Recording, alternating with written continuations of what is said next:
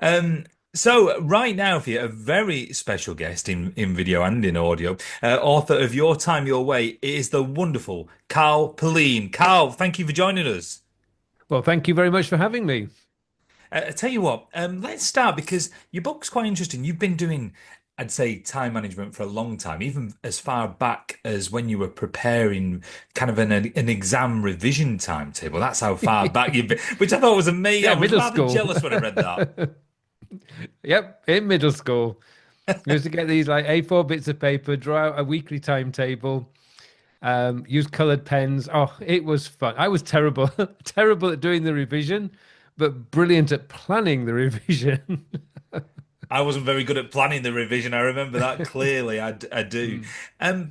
But how did the idea for the book come about? Because obviously there's a lot of books out there. But so how did the idea come about, and how did you make sure that it was different to kind of everything else in the market?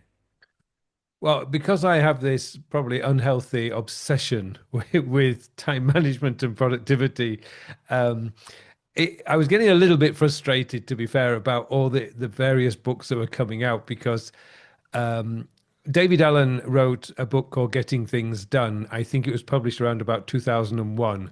And that became the Bible of time management for the 21st century. Before that, we had um, Stephen Covey's Seven Habits of Highly Effective People and various other books. And Getting Things Done book is brilliant. I mean, it's all about systems and processes that you should put in place.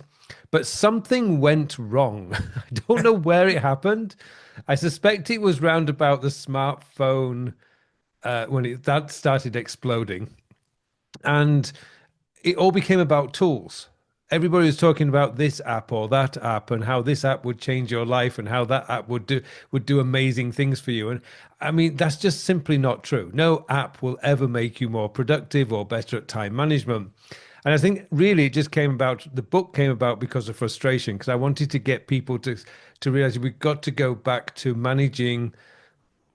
Theoretically, you can't manage time. That's true because it's fixed, but it's a little bit like managing your salary. You get X amount per month, and you've got to distribute that salary across the month, pay your mortgage, pay your car loan, whatever else, pay the bills, and what's left, it's kind of leisure time. Well, time is exactly the same thing. You just got to allocate the time, but we've just become so obsessed with tools. So I thought, right, it's time to pull everyone back to where it should be, which is you, me. Well, it's quite interesting that you say that there was one of my favorite videos that you've done on your YouTube channel is where you kind of you make you think what is it that's really important in your life, and that's where you've got to start. Not like you say, not the calendars, not the memo things. What is it that's important to you? And that's kind of like the fundamental start, isn't it? Really? Oh, it was. I mean, the books that I read I mean, I wasn't reading them in the 70s. I wasn't even a teenager then. But the books I started reading in my teens, I guess, that's where they all started. What do you want out of life? Who do you want to be? Where do you want to go? And it's starting there because that gives you a sense of purpose in life. Now, you're never going to get it exactly right. What I had in my mind when I was in my 20s, I never had a vision I was going to be living in Korea. I just, I was a Leeds born lad, growing up in Leeds, working in Leeds. I had no way. It wasn't on my radar at all. I'd watched the Seoul Olympics when I was, 88, wasn't it? Seoul 88, yeah, Olympics in yeah. 88. That was it. That's all I knew about Korea. But when I look back now, though, I realize actually it probably was going to be inevitable that I would live somewhere other than, the UK. Because, if everybody, I'm one of these people, if everybody's going right, I will turn left. I tend to go the opposite direction to where everybody else is going. So I knew I'd probably end up doing something weird and strange. Um, but eventually I kind of I love teaching. I love helping people. That's where my motivation comes from. And now it's, my vision, my clarity about what I want to do in life is very clear. in your 20s, it's not that easy to do because you're kind of experimenting a little bit. But you do come probably in your 30s, kind of the penny drops and you go, ha ha. And that's when you want to really start kind of building a little bit of a plan, a direction. I think of it as like my North Star. It's kind of guiding me. You've delivered a lot of courses to people, obviously, time sector system courses. What would you say are I'll say the common mistakes that us as humans make when we're trying to plan out. I mean, I'll show you on video for those watching. My system is terrible. Literally, I have scraps of paper where I tear off the bits of. So you have been an inspiration because this is like literally that does not work. I have invested in a plan. I'm thankful to say. But what would you say the common mistakes are that people make? I think this is the common mistake, and we've probably always made this, is trying to do, first of all, trying to do too much. There is only 24 hours in the day. And particularly if you've got kids to look after, increasingly parents to look after. I think I've heard recently that a lot more people having to look after parents as well. So you've got that kind of thing. You probably want to be taking care of your health, doing a bit of sport, exercise, whatever. And of course, you've got to get your sleep. So it doesn't actually leave you with a lot of time, but then we're quite happy to put 50, 60 things on our to-do list today. And it's like, well, your day is broken before you've even started because that's not going to happen. So what I tend to tell people is, well, the first step is whatever's in your head, just get it out of your head, scribble it down on a piece of paper, and then categorize it. What kind of type of work does it involve? Is it admin, communications? we've all we've all generally have four things that we all have to do. It's chores, communications, planning, and administration, because that's just life. But then above that, it's like what you do, what your work is. But when you start to categorize it, so let's just say you're a salesperson who has to send out proposals to companies for your company's product. So you're probably going to have clients or customers as a category. Because once you categorize things, now you can start prioritizing things. So, the core work, the work that you're employed to do, that's always going to be your priority when you're at work. And so if you're client facing, of course, clients is going to be like a priority. At home, I have chores on my list, and I kind of like think, no, that's really, I must do that today. And no, because the problem there is that you're generally running out of time, or you're tired towards the end of the day. So that's another thing that you can do, is actually the bits that you need to focus and be a little bit more, where you need a bit more concentration, do that in the morning. Don't wait until the afternoon, because by then you're mentally getting tired. So it's a good idea just to back away and just make sure that in the morning, that's when you do your focus stuff. That's a really good advice. And your book also mentions the kind of like the digital world, obviously. And one awful habit I've got is, obviously, if my phone pings, and I'm sure there's lots of people listening and watching out there, you think you have to react to it straight away. But obviously, you kind of you are encouraging us not to do that. It's kind of finding time to do those things, like email, for example. You had great advice over how we should kind of manage our emails. Yeah, emails, to me, email is actually quite it's a process, really. You've got an inbox which all the stuff is coming in. Now, the problem with that is we have no control over it. I have no idea how many emails I will get in the next hour, the next 24. I don't know. But what I do know is that tomorrow morning, when I come through into the office and start my day, the first thing I will do is I will clear my inbox. It's very different from doing anything. I'm not responding. I'm not doing anything. I'm just clearing the inbox. So it gets down to zero. It won't stay there, of course, but get it down to zero. And what I'm doing is I'm moving what I call actionable emails to what I call action this day. Now, I would love to claim that name as a folder, but it's stolen from Winston Churchill. He was a genius with email. Well, actually, no, just something from the Second World War. He had these red stickers produced that any document that he wanted acting on today, he would stick them onto the documents at the top, and it's action this day. And what I love about that phrase is it's very dynamic, it's very action orientated, plus there's like a time limit this day. So I have my folder in email called Action This Day. And the quick tip on this one is you reverse the order. So the oldest is at the top and the newest is at the bottom. Because the newest one, you've got time. There's no rush. The oldest one is going to be the most urgent because it's, you may have got that yesterday or you may have got that first thing this morning. So you deal with those first and just work your way around. Now, if you do that consistently every day, email will never be a problem. It'll take you, depending on how many emails you get, anywhere between, say, 20 and 45 minutes a day, and you'll be on top of your email. But I have a lot of clients who don't do that, and they're starting with like 6 to 8,000 emails in their inbox. And yeah, it's going to take you a long time initially. But again, it's the same principle. Follow the process, do it every day, and you will soon find it's 20 to 45 minutes. It must be, And like you you're say, on top.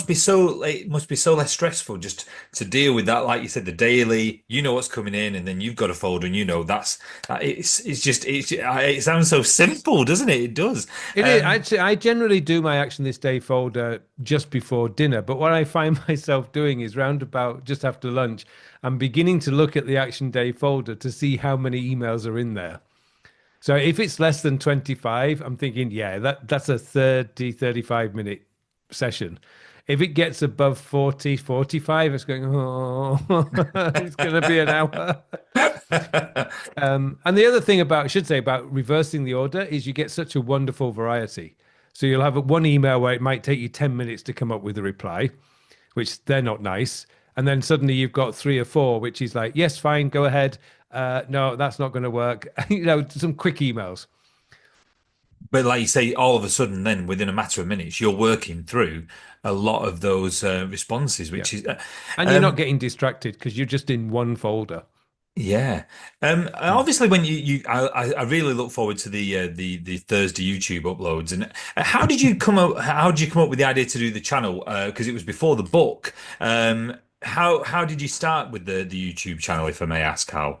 Right. So my digital I use digital tools as much. I mean, I love my paper tools and I do all of my planning on paper, but my digital task manager is an application called Todoist. Now, back in 2016, nobody was doing any videos on it, and yet to me, it was brilliant because it was simple, very minimalist, easy to learn, but underneath very powerful. But nobody was doing videos on it. And I thought, well, okay, there's an opportunity. let's let's do some videos on it. And I just all I planned initially was 20 videos explaining how YouTube how Todoist works. And then I started doing videos on Evernote, and then it just kind of blew from there. I kind of suddenly think, wow, people like these videos. Actually, I kept my first video I ever did, which is probably January or February 2016, up on my channel. And sometimes I will go into it and watch it, and I just want to cry. It's so bad. But that was another thing, though, is that I leave it there intentionally because most people, I mean, I have clients who spend like 6 months just trying to start a podcast, and they think, oh, what's the best microphone, or what's the best audio editing software I can get? And I'm thinking, no, no, no, no, no, no, just do a test, record something, write a script, record an episode. You will learn far more that way than researching Google or using AI to find out the best tools to do a podcast. Um, and that's really the same approach I have with my YouTube channel was, okay, got to start somewhere. I know the first 20 videos are going to be bad, and they are. But I've left them there because it's showing me a journey. But I mean, it must be so rewarding when when you look through the comments of the videos and the people saying how much they've taken from kind of your videos and ideas. I mean, ideas such as getting the Franklin planners and also memo notes Mm, and things like that. I mean, obviously there's a Spotify podcast and I think it's on other platforms as well that kind of different themes each week. You've kind of mm. got audio and video covered, Carl, haven't you? Well, yeah, the podcast was people send me in I get lots of questions now. from my YouTube channel, but also from blogs and stuff like that. And so I said, right, okay, let's do a podcast every week, and I just answer randomly one of these questions. And that's gone to like nearly maybe over 350 episodes now. I think it is. I think I I'm love sure I it is. love Yeah. doing that. Yeah, I love doing the pod. I have to write the script, which is it's nice because with a script, the recording is very easy. Yeah. The YouTube videos, I don't use a script, so it's like I just have a few bullet points on a pad next to me, and the amount of retakes I do on the videos. Well, you At can't least with the notice pod, when you do it. You can't. You're all right. oh, You can't there's a lot of notice. retakes done, but with the podcast because it's a written script, that's much easier. And obviously, you also touch on in one of your videos the importance of even kind of spending a few moments daily planning, weekly planning. How far do you tend to go? Do you do monthly and quarterly planning? What's the kind of the furthest distance kind of in time that you kind of try to plan out and think that's where I want to be? Okay, so this one is where I'd probably give you an analogy here is if you were because you're in Bradford, so if you're saying right, I need to get to London, what can you give me directions to London? You're Yeah. probably just going to say, well, okay, go to the train station, get a train, and go to London. So it's very simple, isn't it? It's like one, two, three. But Yeah. if you wanted directions to the other side of Bradford, now I'm going to have to get a lot more tight. Be a bit more specific. Well, it's the same when you're doing planning. The further out you go, you don't have to be too specific. So on a quarterly basis, I'm just looking at, well, what projects do I want to get completed this quarter? That's really all I'm doing at a quarterly level. On a yearly level, it's okay, all the projects that I want to do this year. And then I can divide them into the quarters and perhaps, and my goals as well. What goals do I want to achieve this year? But then when it comes to the weekly planning, that's where I'm going to sit down for 20, 30 minutes every week. And I really am going to go into a lot more detail, like say, oh, I need to call this person. Oh, I need to chase the accountant because taxes are due to be paid soon. I'm much more at a micro level on a weekly basis. And then a daily basis one is really actually a lot simpler than the weekly one, really. That's just like looking at your calendar, seeing what your appointments and commitments are for the day, then looking at your list of to-dos and saying, okay, do I have enough time between all my appointments to do this? And if not, reschedule some of those tasks and prioritize what's left and go for it. So I always think of it like, if in terms of that far out planning, you don't have to be too detailed because too much is going to change anyway. So on a weekly basis, though, you probably do need to be a lot more micro and saying, right, I really do need to get this proposal finished and out. I really want to get this sale over the line because it's just been hanging around. It needs one big push. So you wouldn't be doing that at an annual or monthly or quarterly basis. And obviously, like you say, it's the main thing is well, everyone has things that can crop up and things that are unexpected that happen. I suppose with having the weekly plan there, it's the flexibility that you can deal with it, isn't it? Yeah, because the other thing is we're human beings, so we're going to have good days and bad days. So I tend to think of it on average, I'll have 2 good days, 2 bad days, and 3 meh days. So that means I'm not when I'm planning the week, I am actually this is what I want to get accomplished this week. If I was going too micro and saying on Monday I'm going to do this, Tuesday I'm going to do this, Wednesday I'm going to do that, something's going to go wrong, and you're just going to get stressed and anxious because now you're behind with your plan. And sometimes you're ahead, sometimes you're behind. But the goal is by Sunday evening, you look back and say, "Woof, I got pretty much all of that done." And I tend to go for anywhere above 80%. That's a good week. Above 60%, that's a meh week. And I go below 50, yeah, something's wrong. I've Yeah. either been too ambitious or I've been sick or a huge emergency came up and just threw me out. So I was just going to say, obviously, you can, if people are watching and listening and thinking, where do I get started? Yourself, you do it's a handwritten weekly plan, isn't it? You still do the weekly plan handwritten where Yeah, I you do. take time to do, I don't always you? start with a piece of A4 paper and I draw a grid. So I call this the weekly planning matrix. So in the top left is core work. That's the work that I'm employed to do. Or that's the work that in terms of me, because I run my own business, that's the core work as a business owner I need to do. Next to that on the top line is projects and issues. So, what projects am I working on? What issues do I have to resolve? Because we all have a few of those hanging around. And then the bottom left is personal. So, anything on my personal life, things like wash the car, take the dog to the groomer, all that kind of thing. Make a dentist appointment, whatever it is you need to do on your personal life. I also generally put how many exercise sessions I want to do that week as well, because that just kind of guides me a little bit. And then the final corner, the bottom right hand corner, is what I call the radar, and that's for the things that you don't have to do anything with, but you need to be aware of. So it could be, for example, my she's not, but I could say that my mother's arriving in Korea in 10 days' time. That's going to be in my radar because I need to be aware of that this week because I don't want to be making plans when I'm supposed to be at the airport picking my mother up. It's and what obviously there's Google Calendar and there's other kind of digital things. Which would you say would be your picks of kind of the calendars and apps out there at the moment? Obviously, it's a forever changing environment as well, isn't it? That's Well, the calendar thing. isn't surprisingly. Calendars are very boring because there's not much you can do with the calendar. Actually, it's like, these are the hours, these are the days of the week, and that's it. Um, but I use Apple Calendar, but Google Calendar is because I all my devices are on the Apple ecosystem, so I use Apple Calendar. But Google Calendar is great. Outlook is great. Um, there are some other ones that start getting a little bit too complicated because they start saying, oh, you can bring your tasks into this as well and you can do this. Well, now you're just going to make a mess of your calendar and you don't want your calendar to look overwhelming. It's that's just depressing. When you open up your calendar and it's just full of commitments and tasks, it's like, oh, it's not a good way to start the day.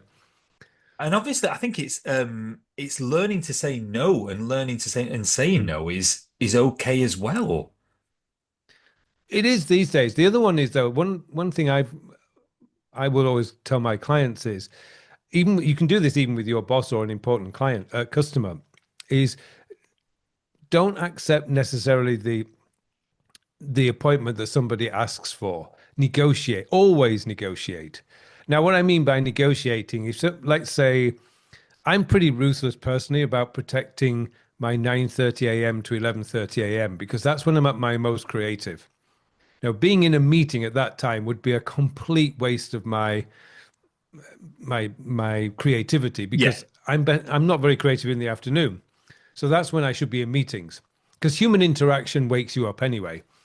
But sitting in front of a screen, it's like, oh, yeah. So I want to be at my most creative when I'm writing or when I'm creating something. So I'm pretty ruthless about the 9:30 to 11:30 a.m. time. And so if somebody says, "Oh, can we have a meeting at say 10 a.m.?" I'm always going to say, could we make it after 11:30? So could we make it after 11:30? It's not impolite, it's not rude. No. And I've found that 90% of the time, yeah, sure, no problem. Would 1 o'clock be fine? Absolutely perfect. But most people That's won't. really good advice. Yeah, most people won't do that. Oh, it's my boss. Oh, I've got to say yes. Or, oh, it's this really important customer. I've got to say yes. I mean, if you think about this a bit more forward, what's the worst that could happen? The boss could just say, no, it has to be 10 o'clock. Okay. Then you can back down. But I wouldn't back down immediately. I would just negotiate. But what happens there is that A, you protect the time that you want to protect to do your important work, and B, you gain respect because people now realize you're not a pushover and that Yeah. you are busy and you are trying to do something important. That is a really good tip, I think, to take. I think that is a Mm. really good tip to take away. Obviously, we don't want to give away too much of the book, but as a good kind of thought process as well. I think we mentioned on people have to realize what's important to them.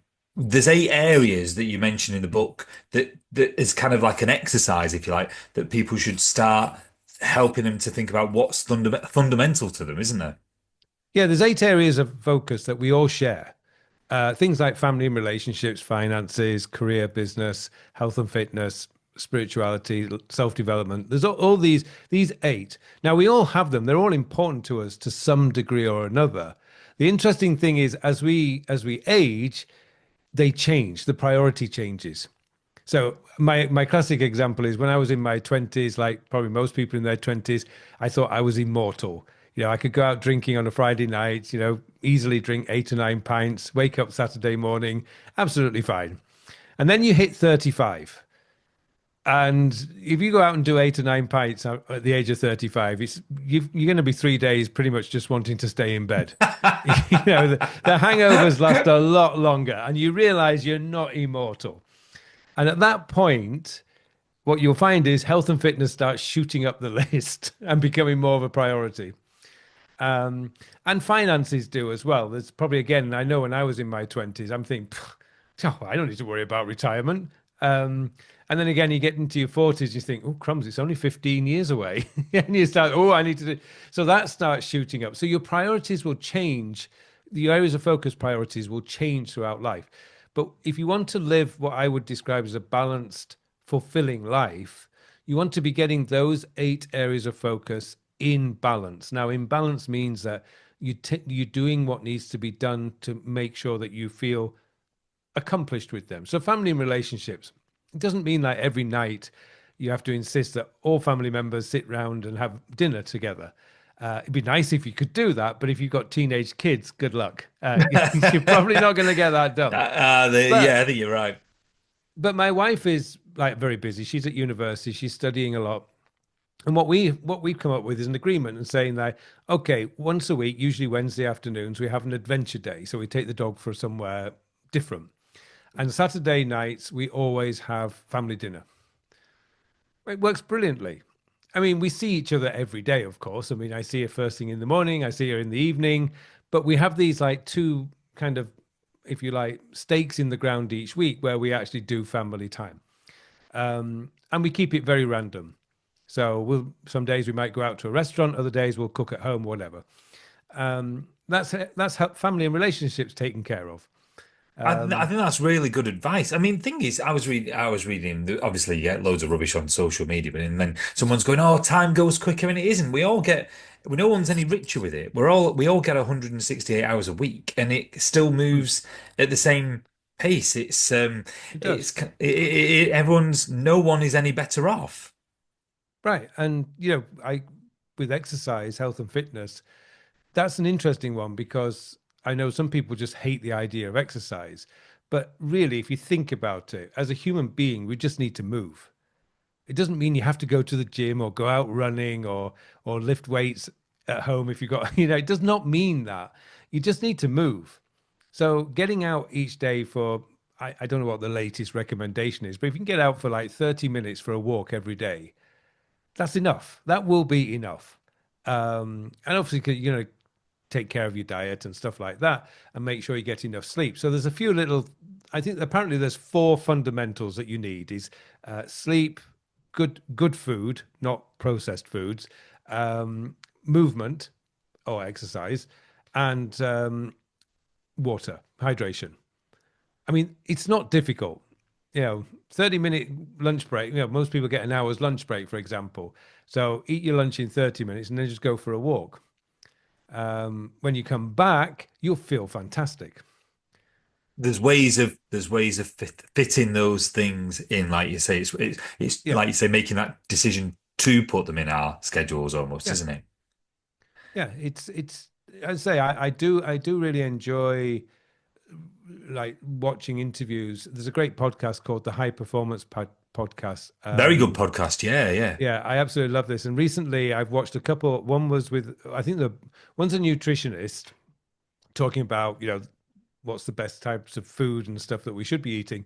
And another one was a neuroscientist, Tara, I can't remember her surname, Sart or something. Anyway, she said some really good points about movement, it's not. I think we think it's, oh, I've got to go running. Oh, I've got to go and lift weights. Well, yeah, if you want to, resistance training as you get older is beneficial because it'll help to prevent falls and weakening joints, of course.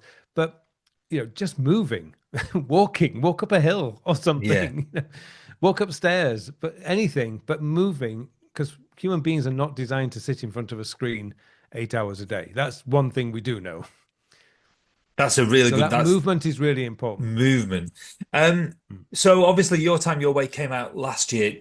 Have you got another idea in there? Do you think you're going to follow it up with a second book, perhaps? Well, there is one which is probably taking it on to another level, which is like what I call time-based productivity. The one thing, as I've realized, and I kind of realized this probably towards the end of writing Your Time, Your Way, was that, wait a minute, there's something going on here. One thing we're never going to be able to do is to control what's coming in. That's beyond our control. As I mentioned, I don't know how many emails or text messages or anything I'm going to get today. I just don't have I haven't got a clue. When I was working in a company, when I look back to it, I had no idea whether my boss was going to give me a ton of work to do today, or even if my boss was going to be away in meetings all day. So I had no idea of how much was going to come in. But the one thing I did know is I was going to be in the office from 9 till 5. So now I have something. I have something solid. It was 7 hours because we had an hour for lunch. So it was like, okay, where do I do my 3 hours and where do I do my 4 hours? Do I go long in the morning and short in the afternoon, or do I go, these are the things I had control over. I had no control over what was coming in. Now, with the way that the world is going now, and particularly with AI coming in and all the other stuff, what's happening is, and has been happening for years, is what I do notice is we're not actually getting more work to do. I've just finished reading, I'm a bit late to the party, I should say, Spycatcher by, right, oh, Oh, Peter Wright, Peter Wright. yes, I was going to For say those on the video, for those on the video, it's banned like here in the Margaret UK it Thatcher was, tried wasn't to it? ban this Yeah. book. Yes. Yeah. Now, one of the great things about this book is he's talking about MI5 in the 1950s. So no computers. It was all paper. And as I was reading, I went, gee, one thing you can be sure of, there's no more work that we have to do today that they didn't have to do in the 50s. The volume of work that we had to do hasn't really changed. What has changed is the speed. Speed has come. So now we have to move things faster. And as fast as we move stuff, stuff is coming in. So I used to work in a law office, and lawyers in the early 2000s were very nervous about email. so, so we were still sending letters to each other. But that was great because letter would arrive and it'd get processed in the mailing room, come down to me about, say, 10:30 in the morning. And then I had until 4 p.m. if it was urgent to reply. If it wasn't urgent, I could skip that and reply the next day. But today, an urgent email comes in. We feel, oh, I've got to reply within 30 seconds. The difference in just 20, 25 years is huge. We've gone from, like a good 6 hours down to 30 seconds to reply. It's very That's the true difference. that we have an inbox to manage, obviously, and where I work, and they'll go, have you seen that that's just come in? And I'm like, I prefer to spend the time during the day where I am looking at the emails rather than, oh, an email's coming. But I guess everyone works differently. But you're absolutely right. The kind of almost the time that we're expected to reply to things in has decreased. Yeah, it has. It's massively decreased. And also, which also means that because computers have, yes, speeded up how we can do our work. Imagine doing 100 slide deck presentation in like 1995 compared to what you could do today. Actually, recently I watched an old ITN behind the scenes video. So this is ITV Yeah, News, yeah, yeah. but from 1982. And they were really excited because they were going digital. Oh, wow. And yeah, and I was like, wow, this is fascinating. It's like a 20-minute video, but the screens was like, just black screen with green type. It wasn't color screens. It was, black and white screens. Yeah. So to make it color, they use green type. but they were showing how they edited photos for like the background, and they had this Gorbachev picture, and they wanted to pull him out and put like the Soviet Union flag behind him or something. And they were showing the designer doing it. Now I use Photoshop every day. Just watching him do that, I felt so frustrated because the computer was so slow. It was Yeah. like zzz, zzz. I was good. Now I just have to click, click, click, and it's selected out and change it. So the difference between now and 1950s, 1960s, yes, a lot of the format of the work has changed. We're now looking at a screen instead of paper, but the biggest difference is the speed. Speed is where it's all come from now. So That's that a designer, for example, probably would have done 3 pictures a day because it really was slow. yeah. Today, a, an image editor could probably do 20 or 30 in Yeah. the morning. That's the difference. It's speed. Speed. No, that's a really good. It is. But the Well, Cal, time hasn't changed. That's the big thing. The no, time time's we still have the same. available has Time, not changed. time still. We've still got the same time that they had. You're absolutely right. Yeah, Carl, we'll put the links on the screen for you. All the best for the YouTube and the podcast and your time your way. And we look forward to a second project hopefully being published soon as well. But Carl, thank you for joining us. it's a great pleasure. Thank you, Chris, for inviting me. I look forward to the Spotify and the YouTube. I really do every week, and you're getting me in good habits very slowly. You are, so I'll keep it up. Good, good. Speak soon. That's Thanks, good. Carl. Excellent, Chris. All right, take care. Bye Take bye. care. Bye.